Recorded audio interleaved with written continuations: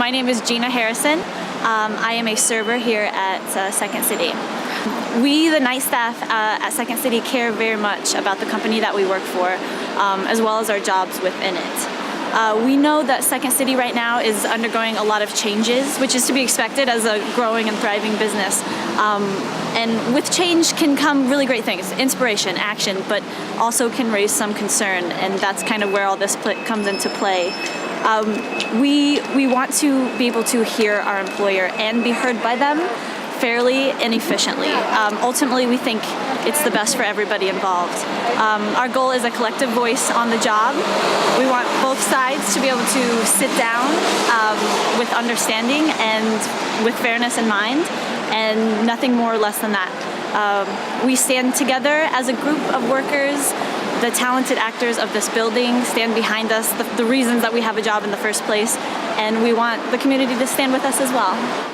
Thanks for coming out on this cold afternoon. My name is Catherine Schutzius. I'm an organizer with the United Electrical Workers, and I've been working for the last 3 months with the workers from Second City to help them organize their union. Like many unions in recent decades, the United Electrical Workers have successfully organized and represented workers in many different industries, including now public sector municipal workers in South Carolina, graduate student workers in Iowa, and even movie theater workers and workers who work in consumer-owned co-ops in New England. So, and now here, Second City workers here in Chicago in our town. They came to the UE, these workers, because they wanted a union that puts great emphasis on making sure that workers have the resources and the structure to make decisions in their own local and run their own local effectively. And that's why they came. That's what the UE does. That's our motto. The rank and file run this union. This is a young workforce, these Second City workers. They come from all over the country because many of them are interested in careers in comedy as writers, performers, producers, directors. So they come here and they face the same challenges as many millennial workers do in our country.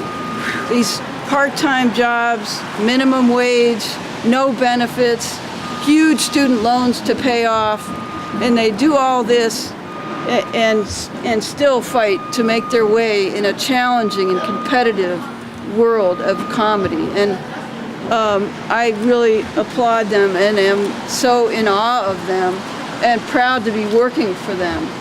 And what I've learned about them is that they're brave and hardworking, and they care about each other. Most importantly, for this union effort, they care about each other. So when you come in for the night, everybody meets as a group to get checked in, to get on the same page, which is great. The first duties, we go in, we get the theater ready. So we set up our stations either at the bar, in the theater, so clean up the theater so that it's presentable when the guests come. As people come in the door, we're there to welcome them. The hosts, figure out why they're there, get involved in their lives, and then take them to their seat. Our management is there at the door to welcome them and get them situated and answer questions that they might have. For me personally, I'm a server, so throughout the night, I am with my guests throughout the entire night, anywhere between 30 to 50 people at a time, where I'm serving drinks and just interacting with them. I love that part. I love being a part of the experience that a guest has here. And I know that I'm not the reason that they come to this theater or to this show, but I do recognize that I'm a big part of the experience when they do come. So, which is what I love about my job. So at the end of the night, it is part of my responsibility, the other servers, the hosts, even the managers, a little to clean up the room, get the room nice and ready for the next day to get started. The UE is so grateful to the other unions and organizations that have supported this drive, and among them is Arise, and we're going to hear from an Arise leader, Jorge Mojica. Thank you very much. This is the best sign for today. The story of organizing at Second City started about exactly 6 months ago when one of the workers went to our Rise Chicago office and said, there's something wrong in this company. Could we organize the place? And I said, of course you can, and here we are today organizing in Second City. But the story of workers organizing is not from 6 months ago, it's not from even 100 years ago. It's ever since workers on a salary realized that they don't have a chance of decent living just, for the benevolence of the owners of companies and bosses. So you have to organize. Everybody's got to organize if you want to have a chance. It's taken about 90 years for the city of Chicago to go to $11 an hour minimum wage. And in Second City, you are like this much above.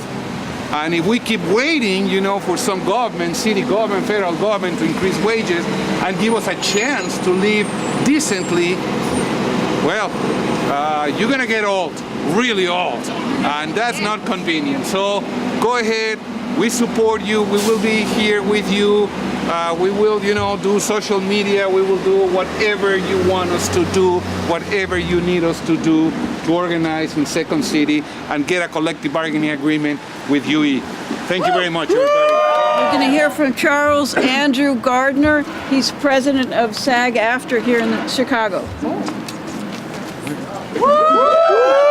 Thank you, everybody. And I'm really excited to see so many people here organizing and supporting the workers of Second City. The Chicago local SAG-AFTRA supports the rights of any workers who wants to form or join a union so that way they can fight for better wages and safer working conditions. The power of the workers lies within our ability to collectively bargain for our rights. So I support you all. SAG-AFTRA Chicago supports you all, and let's get this unfroze today. We have a worker here from the Fight for 15 movement, a movement that we're proud to join and we're very much inspired by. Please welcome Kayla Gray. My name is Kayla Gray, and I'm a leader in the Fight for 15. Just like the kitchen staff, the wait staff, the bar staffs, and hosts at Second City, we're fighting for a union today. So are the fast food cooks and cashiers in the Fight for 15. We're proud to stand in solidarity today with the Second City staff who deserves to be recognized. Hi, my name is Kenzo Shibata, and I am president of the Asian Pacific American Labor Alliance, Paula, Illinois. And we're standing here today in solidarity with the workers at Second City. Every single person who works behind those doors contributes to something that brings pleasure to people's lives. And that pleasure should be compensated. We need to have people well compensated for all the work they do. And I'm glad to be out here today in the freezing cold with my brothers and sisters from various unions and other progressive causes like the Democratic Socialists of America, who are standing, and the Young Democratic Socialists of America, I cannot forget. And we are here for you for anything you need.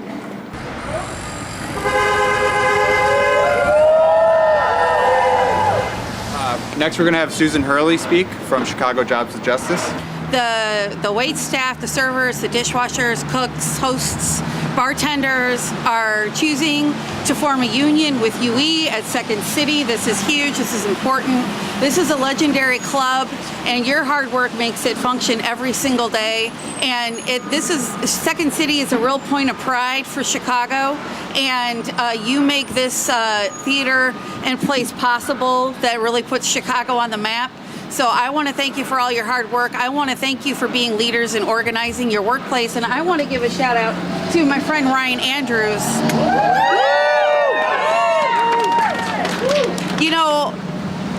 Several months ago, as a DSA member, Ryan looked around and said, wait a minute, why don't we have a union here at Second City? And I am proud today to be here on behalf of Chicago Jobs with Justice, but I'm also proud to be here as a Chicago DSA member. Woo! And I want everyone to, look at the example being set here today by Ryan, his coworkers, all of you, and the folks at Second City, and say, you know what? Wherever I'm working, why don't I have a union here? Amen. Why don't we have a union here? And you know what? You can have a union where you work. And you can reach out to, Chicago Jobs with Justice. You can reach out to dozens of organizations in the city to find out, how can I build a union in my workplace? Next, we're going to hear from another Second City worker. His name is Ryan Andrews. This is something that we've been working on for a long time. This is something that we think needs to happen not just here at Second City, but all over the country. This is not an affront to the management here. This is not an insult to the legacy of Second City. We want a collective voice on the job. We want a fair union contract. We don't want verbal promises. We don't want to be paid off. We want a fair election. We don't want to have interference of these captive audience meetings where my coworkers are being misled about what a union is and what it means and what it represents. The union is us. The union is us, the workers. We are the union. So when Second City is afraid that there's some third party, some entity coming in, governing them, telling them what to do, they're talking about us. They're afraid of us. We are the union. We are the members. We're the workers. It's no third party coming in and telling anyone what to do. It's us. And we just want a fair shake. We want a fair contract. We want a voice on the job. And we want that for everyone. Good afternoon, everybody. My name's Will Gazzardi. I'm a state representative from the 39th District, which is a little bit west of here, Logan Square, Belmont Cragen, Portage Park. But I'm so proud to be standing here with you guys today in support of the efforts to unionize here at Second City. I have crossed paths with the comedy world here in Chicago. When I first moved here in 2009, I went to the I.O. and took classes and performed there. And so I know the world here. And I'll tell you that it's an incredible community of people who care about each other and want to build something beautiful together. Sort of institutional theaters that people come from all around the world to come here to Chicago and see. They're built on low wage and unpaid work. Right? That's the sort of undergirding of everything that happens in this building. And that's not right. You guys, and those of you who work here in this building, you deserve to be compensated fairly for the work that you do. And this is an incredibly profitable, multi-million-dollar institution. The least they can do is treat the folks who work here with dignity and respect. That's right. So our working environment is dark throughout the show. We have very, very narrow rows that we kind of wiggle through to get to our guests during the show. So sometimes if someone makes a sudden movement in the dark and they don't see you, you'll be carrying anywhere from a 10 to a 30-pound tray, probably even more than that.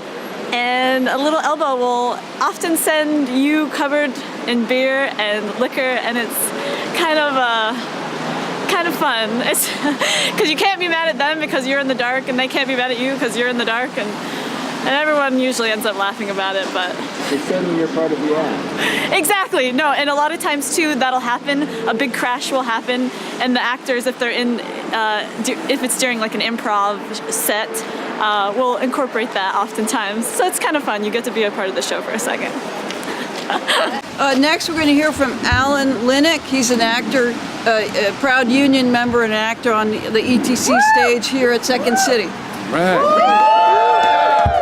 Thank you. At the end of every show that we do here at the ETC stage and the main stage in the up, we have an outro that we do. At the end of every show, we come back out to the audience after applause, and we ask them to continue that applause for what we say in quotes, the hardest working people in the building, your house and wait staff. So can we give them a round of applause right now?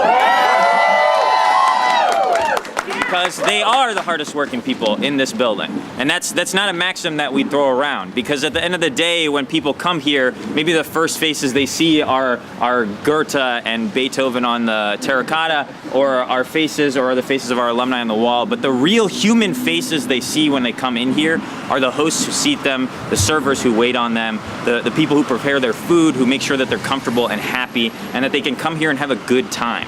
And those people work really hard for the betterment of others, and they deserve better than what they're getting. They deserve better than hiring freezes. They deserve better than wage freezes. They deserve better than being saddled with the responsibilities of 4 to 5 people at a time. And at the end of the day, we deserve to give them what they deserve. And that's why we're here. And as a performer who is a member of a union, Actors Equity, and happily so, I think it's only fair and only right that they get the same chance to sit down on equal footing and negotiate for what they want and what they deserve and what they work for every day. So I appreciate you all being here in support as well. And let's do that. Let's do it.